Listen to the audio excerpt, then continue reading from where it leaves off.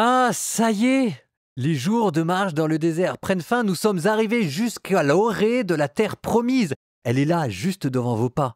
Qu'est-ce qui va se passer maintenant? C'est le chapitre 13 et 14 du livre de Nombres. Promis, je ne spoile pas. Je vous ai simplement dit, et je le redis, que ce sont 2 chapitres les plus importants de tout le livre des Nombres. Et écoutez bien ce qui va se passer. Vous n'avez pas fini d'être étonnés.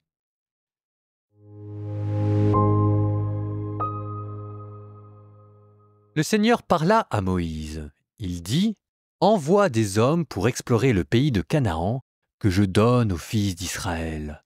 Vous enverrez un homme par tribu patriarcale, chacun d'eux sera un responsable. » Moïse les envoya donc du désert de Paran sur l'ordre du Seigneur. Tous ces hommes étaient les chefs des fils d'Israël, et voici leurs noms. Pour la tribu de Rouben, Shamoua, fils de Sakour. Pour la tribu de Siméon, Shaphat, fils de Hori. Pour la tribu de Juda, Caleb, fils de Yéphuné. Pour la tribu d'Isaacar, Yigéal, fils de Joseph. Pour la tribu d'Éphraïm, Osée, fils de Noun. Pour la tribu de Benjamin, Palti, fils de Raphou. Pour la tribu de Zabulon, Gadiel, fils de Sodi. Pour la tribu de Joseph, tribu de Manassé, Gadi, fils de Soussi. Pour la tribu de Dan, Amiel, fils de Guémali. Pour la tribu d'Acher, Shétour, fils de Mikaël. Pour la tribu de Nephtali, Naabi, fils de Wofsi. Pour la tribu de Gad, Géouel, fils de Maki. Voilà les noms des hommes que Moïse envoya explorer le pays. Moïse donna à Osée, fils de Noun, le nom de Josué. Moïse les envoya explorer le pays de Canaan. Il leur dit « Montez par le Néguev, montez dans la montagne. Regardez le pays. Comment est-il? Regardez la population qui l'habite. Est-elle forte ou faible, nombreuse ou pas? Comment est le pays où cette population habite? Est-il bon ou mauvais? Comment sont les villes où cette population habite? Sont-elles des campements ou des forteresses? Comment est ce pays? Sa terre est-elle grasse ou maigre? Y pousse-t-il ou non des arbres? Rassemblez vos forces et prenez les fruits du pays. » Or, c'était le moment des premiers raisins. Ils montèrent donc explorer le pays depuis le désert de Sin jusqu'à Rehob, l'entrée de Hamath. Ils montèrent par le Néguev et arrivèrent à Hébron, où habitaient Aïmam, Shéshaï et Talmaï, descendants d'Anak. Hébron avait été bâti 7 ans avant Tanis en Égypte. Ils allèrent jusqu'à la vallée d'Eshcol, où ils coupèrent un sarment et une grappe de raisin. Ils l'apportaient à 2 au moyen d'une perche. Ils avaient aussi cueilli des grenades et des figues. On appela cet endroit la vallée d'Eshcol, c'est-à-dire la grappe, à cause de la grappe que les fils d'Israël avaient coupée là-bas. Au bout de 40 jours, ces envoyés revinrent après avoir exploré le pays. Ils allèrent trouver Moïse, Aaron et toute la communauté des fils d'Israël à Kadès, dans le désert de Paran. Ils firent leur rapport devant eux et devant toute la communauté, et ils leur montrèrent les fruits du pays. Ils firent ce récit à Moïse. « Nous sommes allés dans le pays où tu nous as envoyés. Vraiment, il ruisselle de lait et de miel, et voici ce fruit. Cependant, le peuple qui l'habite est puissant. Ces villes sont fortifiées et très grandes. Nous y avons même vu des descendants d'Anak. Les Amalécites habitent le pays du Néguev. Les Hittites, les Jébuséens et les Amorites habitent la montagne. Les Cananéens habitent le bord de la mer et les rives du Jourdain. » Caleb imposa le silence au peuple qui faisait face à Moïse et il dit « Allons-y, montons prendre possession de ce pays. Oui, nous nous en rendrons maîtres. » Mais les autres hommes de l'expédition répliquèrent « Nous ne pouvons pas marcher contre ce peuple, car il est plus fort que nous. » Et s'adressant aux fils d'Israël, ils se mirent à dénigrer le pays qu'ils avaient exploré. « Le pays que nous avons parcouru pour l'explorer est un pays qui dévore ceux qui veulent s'y installer. Tous les hommes que nous y avons vus sont de très haute taille. Nous y avons même vu des géants, des fils d'Anak, des descendants de géants. Et à côté d'eux, nous avions l'air de sauterelles, et c'est bien ainsi qu'ils nous voyaient. » Alors toute la communauté éleva la voix, se mit à crier, et le peuple pleura cette nuit-là. Tous les fils d'Israël récriminèrent contre Moïse et Aaron. La communauté tout entière leur dit « Ah, si nous étions morts au pays d'Égypte, ou si nous étions morts dans ce désert! Pourquoi le Seigneur nous conduit-il vers ce pays? Pour que nous tombions par l'épée? Nos femmes et nos enfants deviendraient un butin? Ne serait-il pas mieux pour nous de retourner en Égypte? » Et ils se dirent l'un à l'autre « Donnons-nous un chef et retournons en Égypte. » Moïse et Aaron tombèrent face contre terre devant toute l'assemblée de la communauté des fils d'Israël. Josué, fils de Noun, et Caleb, fils de Yéphuné, qui, parmi d'autres, avaient exploré le pays, déchirèrent leurs vêtements. Puis ils parlèrent à toute la communauté des fils d'Israël. Ils dirent « Le pays que nous avons parcouru pour l'explorer, ce pays est très, très bon. Si le Seigneur nous est favorable, il nous fera entrer dans ce pays, et il nous le donnera. C'est un pays ruisselant de lait et de miel. Mais ne vous révoltez pas contre le Seigneur. Ne craignez pas les gens du pays, nous n'en ferons qu'une bouchée.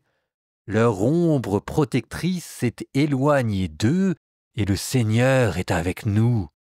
Ne les craignez pas. » Toute la communauté parlait de les lapider. Mais la gloire du Seigneur apparut dans la tente de la rencontre à tous les fils d'Israël. Et le Seigneur dit à Moïse, « Combien de temps encore ce peuple me méprisera-t-il? Combien de temps refuseront-ils de croire en moi, de croire tous les signes que j'ai accomplis au milieu d'eux? Je le frapperai de la peste et je le déposséderai. Et de toi je ferai une nation plus grande et plus puissante que lui. » Moïse répondit au Seigneur, « Mais cela, les Égyptiens l'apprendront, car ce peuple tu l'as fait sortir de chez eux par ta puissance. Et ils le diront à l'habitant de Canaan. Ils avaient appris que toi, Seigneur, tu es au milieu de ce peuple, que toi, Seigneur, tu te laisses voir les yeux dans les yeux, que ta nuée se tient au-dessus d'eux, que toi tu marches devant eux dans une colonne de nuée le jour, dans une colonne de nuée la nuit, et tu ferais mourir ce peuple comme un seul homme. Mais alors les nations qui ont entendu parler de toi diraient « Le Seigneur n'était pas capable de faire entrer ce peuple dans le pays qu'il avait juré de leur donner. Aussi les a-t-il massacrés dans le désert. » Que maintenant donc se déploie la puissance de mon Seigneur. En effet, tu avais déclaré, « Le Seigneur est lent à la colère et plein d'amour, il supporte faute et transgression, mais il ne laisse rien passer, car il punit la faute des pères sur les fils, jusqu'à la 3e et la 4e génération.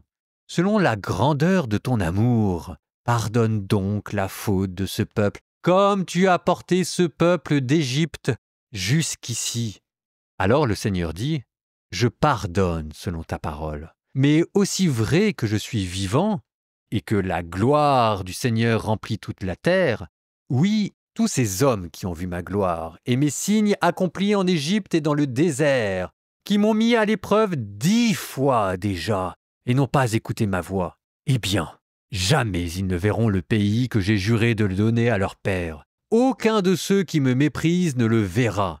Mais mon serviteur Caleb, puisqu'il est animé d'un autre esprit et qu'il adhère à moi sans réserve, je le ferai entrer dans le pays où il s'est rendu, et sa descendance en prendra possession. Les Amalécites et les Cananéens habitent dans la vallée.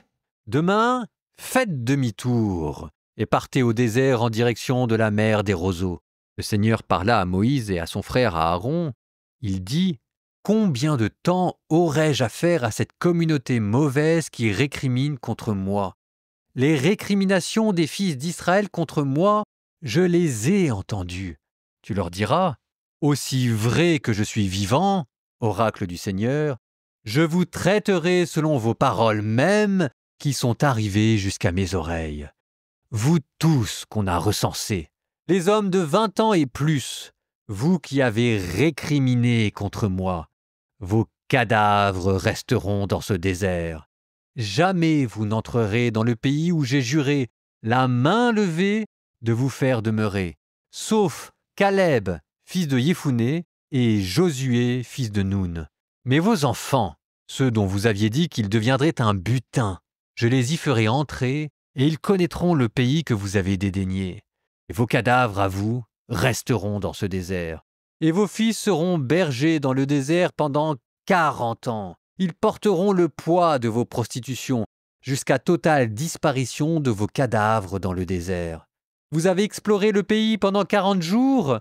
Chaque jour vaudra 1 année. Vous porterez donc le poids de vos fautes pendant 40 ans, et vous saurez ce qu'il en coûte d'encourir ma réprobation. Moi, le Seigneur, j'ai parlé. Oui, c'est ainsi que je traiterai cette communauté mauvaise liguée contre moi. Dans ce désert, tous finiront leur vie. Là, ils mourront. Quant aux hommes que Moïse avait envoyés explorer le pays et qui, à leur retour, avaient poussé toute la communauté à récriminer contre Moïse en dénigrant le pays, ces hommes, qui par méchanceté avaient dénigré le pays, moururent en présence du Seigneur, frappés par un fléau. Josué, fils de Nun, et Caleb, fils de Yéphuné, furent les seuls survivants des hommes qui étaient allés explorer le pays. Moïse rapporta les paroles du Seigneur à tous les fils d'Israël, et le peuple mena un grand deuil. Le lendemain, ils se levèrent de bon matin et montèrent au sommet de la montagne occupée par les gens du pays. Ils s'étaient dit, « Nous monterons à l'endroit dont a parlé le Seigneur, car nous avons péché. » Mais Moïse dit, « Pourquoi transgresser l'ordre du Seigneur ? Cela ne réussira pas. Ne montez pas, car le Seigneur n'est pas au milieu de vous, et vous ne serez pas battus par vos ennemis. En effet, les Amalécites et les Cananéens sont là devant vous, et vous tomberez par l'épée. Puisque vous vous êtes détournés du Seigneur, le Seigneur ne sera pas avec vous. » Mais ils s'obstinèrent à monter au sommet de la montagne, alors que ni l'arche de l'alliance du Seigneur, ni Moïse ne quittaient le milieu du camp. Les Amalécites et les Cananéens qui habitaient cette montagne descendirent, les frappèrent et les mirent en piège jusqu'à Horma.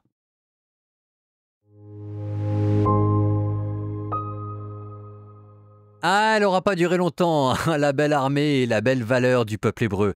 Ils sont toujours à contre-temps. Quand c'est l'heure, et quand c'est plus l'heure, c'est plus l'heure. Quand c'est l'heure, quand Dieu leur dit de monter attaquer le pays, c'est là où il fallait y aller, ils refusent. Et ensuite, quand Dieu leur dit de ne pas monter attaquer le pays, c'est là qu'ils y vont. Et ça va pas parce que la première fois, ça veut dire qu'ils pensent qu'ils ne vont pas réussir à conquérir le pays avec l'aide de Dieu. Et la deuxième fois, ça veut dire quoi ? Dieu leur dit de ne pas monter, et cette fois-ci, ils pensent qu'ils vont réussir à conquérir le pays sans l'aide de Dieu. Et de qui se moque-t-on ? La réponse ne se fait pas attendre. Vous l'avez entendu, mais c'est le verset central de tout le livre des Nombres, je vous le redis. C'est Dieu qui parle. Dans le désert, ils ont vu ma gloire et ils m'ont déjà mis 10 fois à l'épreuve sans écouter ma voix. Eh bien, jamais ils ne verront le pays que j'ai juré de donner à leur père. Aucun de ceux qui me méprisent ne le verra. Mais mon serviteur Caleb, puisqu'il est animé d'un autre esprit, lui, je le ferai rentrer dans le pays. Alors on pourrait tout reprendre dans ce chapitre, l'intercession de Moïse, la différence entre voir et entrer, les épreuves, les châtiments qui s'abattent, mais retenez, là maintenant, Dieu qui éclate et qui dit, puisque c'est comme ça, ces 600 000 personnes là, que j'ai amenées jusqu'au bord de la terre promise, aucun d'entre eux ne rentrera dedans, sauf Caleb. Caleb, qui est un étranger. Au nom du Père et du Fils et du Saint-Esprit, Seigneur, nous te demandons pardon pour toutes les fois où nous ne t'avons pas obéi et nous avons eu peur de faire des choses qui nous semblaient être trop difficiles pour nous. Et nous te demandons pardon aussi pour toutes les fois où nous avons voulu forcer ta main en allant au combat sans ton accord et en présumant de nos forces. Ce peuple qui est arrivé jusqu'au bord de la terre promise et qui a fini par te lasser, Seigneur, c'est nous. Nous te demandons pardon. Nous te demandons, Seigneur, que Caleb et Josué, que Jésus et Jean-Baptiste intercèdent pour nous. Et vous, que le Seigneur vous bénisse et vous garde, le Père, le Fils et le Saint-Esprit.